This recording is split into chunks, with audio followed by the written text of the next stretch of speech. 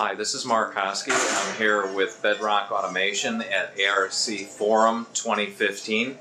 Bob Honor from Bedrock Automation is going to tell us a little bit about the innovations here. Bob?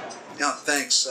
We're introducing a new Secure by Design industrial automation system, and I'd like to just go over some of the elements that make that up and make it secure. This is built on what's called secure microcontroller technology. It is an automation platform that unifies all the automation requirements so that it operates as both a PLC and a DCS, an RTU, and a safety system. All those elements were built into the design criteria for the automation controller. We had to do a lot of innovation to support a secure environment. The first innovation we did was we eliminated one of the most popular attack vectors for industrial control systems, which is the pins on a backplane, which is a simple logic analyzer, allows anybody to reverse engineer and insert counterfeit or third-party modules into any control system around the world. This is an electromagnetic backplane. It's invented by Bedrock, patented by Bedrock. It basically allows us to communicate both power and data from all the field wiring for our software configurable I/O back to the CPU and the power supply.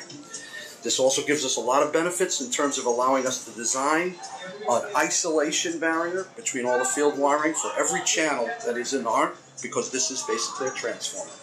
It also allows us to open up how we communicate back to each I/O module, in that we now have designed a completely parallel interface between our CPUs and all the I/O modules. What that means for the user is that as we add I/O, there is no degradation in the update rates. Our scan times are fixed at 1 millisecond read-write, independent of I/O count.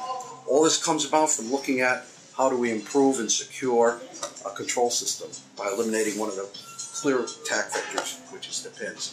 Not to withstand that pins break, corrode, and bend, and everybody has a lot of trouble with pins when they're installing control systems. Good. And hooking up to the rack?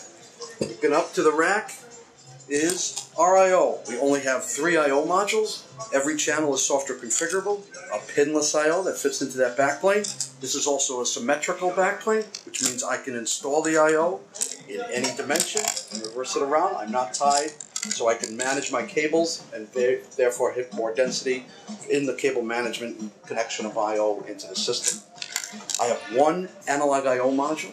It supports inputs, outputs, voltage and current, thermocouples as excitation for RTDs and strain gauges. Every parameter is software configurable. Every channel is isolated, 1200 volts channel to channel, 1500 volts channel to ground, inherently by the design of the system.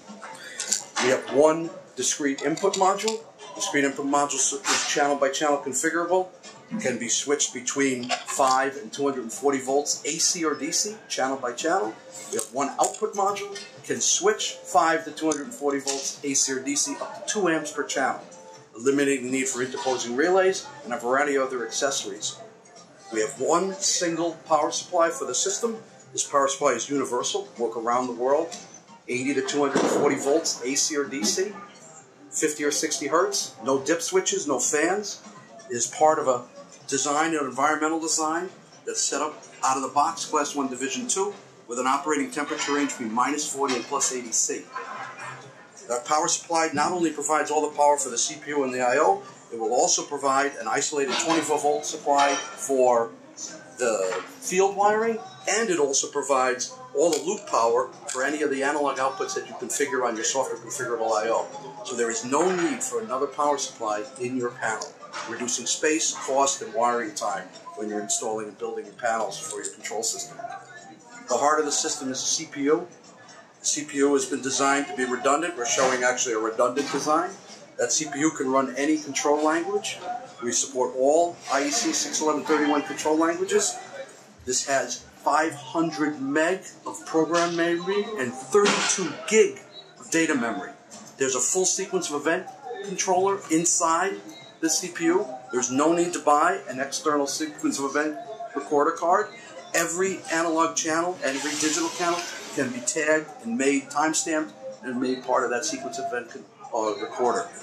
By the way, the redundancy is available both on power supply and CPU, and through software configuration, any I/O point can be made triple redundant with 2 other I/O points anywhere in the I/O instruction. So redundancy is built in. We are currently going for SIL 2 rating on this, and we are using a real-time operating system that's actually already qualified for SIL 4. Great. And I heard you say that the cost is comparable to existing systems? Cost is comparable to existing PLC and DCS systems. And this will be available when? This will be shipping in volume in July. We're putting out our first beta units next month. And for more information, people can go to BedrockAutomation.com. Thanks very much, Bob. I appreciate it.